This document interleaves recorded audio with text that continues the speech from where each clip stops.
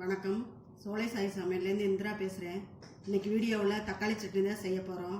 இது இட்லி, தோசை, குழிப்பணியாரம் எல்லாத்துக்குமே தொட்டு சாப்பிட அருமையாக இருக்கும். வாங்க எப்படி செய்கிறதுன்னு பார்க்கலாம். கடாயில் எண்ணெய் ஊற்றிருக்கேன், காஞ்சிருச்சு.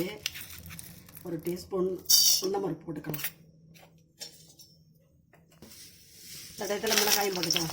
7 மிளகாய் போட்டுக்கிறேன். மிளகாய் ரொம்ப வறுத்தோம்னா கருகி போயிடும். கட்டாயத்தில் எடுத்துடலாம். 4 பல்லு பூண்டை போட்டுடலாம். 2 பெரிய வெங்காயம் அரிஞ்சு வச்சுருக்கிறேன், அதை போட்டுடலாம்.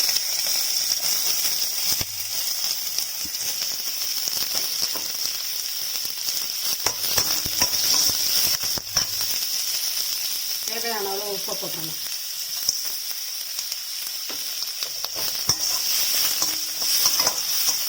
நல்லா வதங்கி தக்காளியை போட்டுக்கணும்.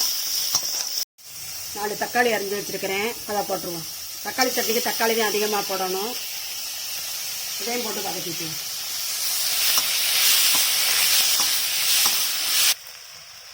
ரெண்டு ஸ்பூனு தேங்காய் துருவி வச்சுருக்கிறேன், அதை போட்டுருவோம்.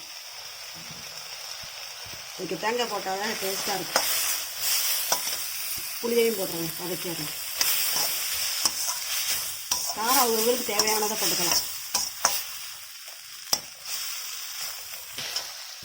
இதை மிளகாயும் உளுந்தும் வறுத்து வச்சுருந்தோம்ல, இதையும் போட்டுக்கலாம்.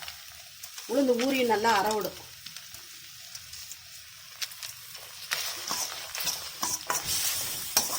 ஸ்டவ் ஆஃப் பண்ணிடலாம். ஆற விட அரைச்சிட்டு வந்துடலாம். சட்னி அரைச்சிட்டு வந்துட்டோம், தாளிச்சுக்குவோம். சட்னிக்கெலாம் நல்லா இருந்தால் நல்லாயிருக்கும். கடுகு போட்டுக்கலாம். உளுந்து மறுப்பும் போட்டுக்குவோம். மிளகாயம் போட்டுக்கிறேன். வெங்காயம் போட்டுக்கலாம்.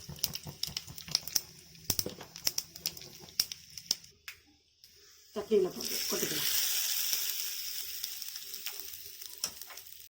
சூப்பராக ரெடி பண்ணிட்டோம். இது வெள்ளை பணியாரத்துக்குலாம் ரொம்ப நல்லாயிருக்கும். சட்னி ரெடி வெள்ளை பணியாரத்துக்குலாம். இதே மாதிரி தக்காளி சட்னி நீங்களும் செஞ்சு பாருங்கள். செஞ்சு பார்த்துட்டு கமெண்ட்ஸில் சொல்லுங்கள். பிடிச்சிருந்தால் லைக் பண்ணுங்கள், ஷேர் பண்ணுங்கள். சோலை சாய் சமையலுக்கு சப்ஸ்கிரைப் பண்ணுங்கள். நன்றி, வணக்கம். நாளைய வீடியோவில் பார்க்கலாம்.